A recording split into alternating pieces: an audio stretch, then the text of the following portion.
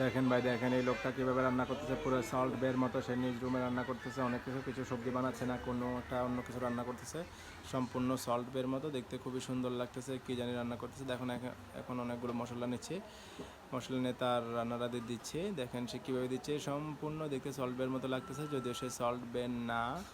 দেখেন কী সুন্দর করে রান্না করতেছে সে।